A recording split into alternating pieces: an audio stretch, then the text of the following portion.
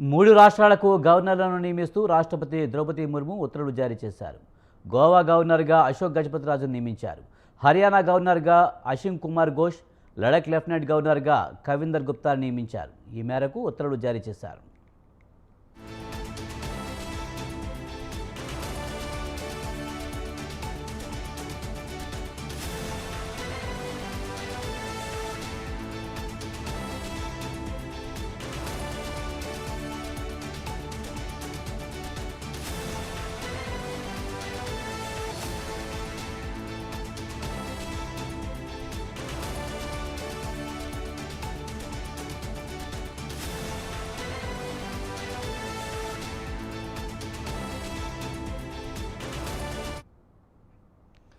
మూడు రాష్ట్రాలకు గవర్నర్లను నియమిస్తూ రాష్ట్రపతి ద్రౌపది ముర్ము ఉత్తర్వులు జారీ చేశారు.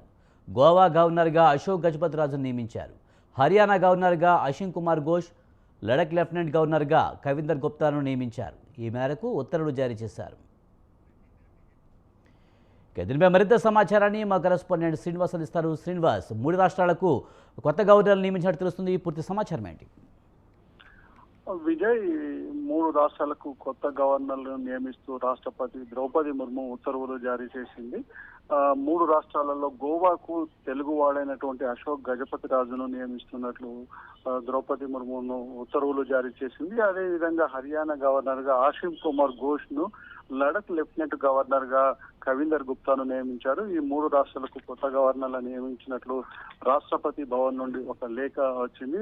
మన తెలుగు వాడైనటువంటి అశోక్ గజపతిరాజును గోవా గవర్నర్ గా నియమించారు. అయితే ఇప్పటికే తెలుగు వాళ్ళు అంటే విశాఖపట్నం నుండి హరిబాబు గవర్నర్ గా పనిచేస్తా ఉన్నాడు. అదేవిధంగా తెలంగాణ కూడా మరో ఇద్దరు గవర్నర్ గా పనిచేస్తున్నారు. అయితే హర్యానా గవర్నర్ గా ఉన్న ఆసిమ్ ఘోష్ కుమార్ ను కూడా నియమించినట్లు తెలుస్తా ఉంది.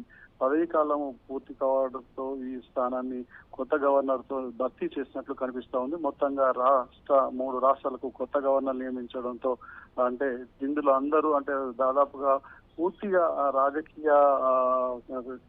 రాజకీయాల్లో పాల్గొని క్రియాశీల రాజకీయాలకు దూరంగా ఉన్న వాళ్ళలో అశోక్ గజపతిరాజు కూడా అని చెప్పవచ్చు. అదేవిధంగా మిగతా కొన్ని చోట్ల రాష్ట్రాలకు కూడా గవర్నర్ నియమించే అవకాశం ఉన్నది తెలుస్తుంది. మొత్తంగా మూడు రాష్ట్రాలకు ఇటు గోవా గవర్నర్ గా Ashok Gajapathiraju, Haryana governor Asim Kumar Ghosh, Ladakh lieutenant governor గా కవిందర్ గుప్తాను నియమించారు. Vijay, right, thank you Srinivas.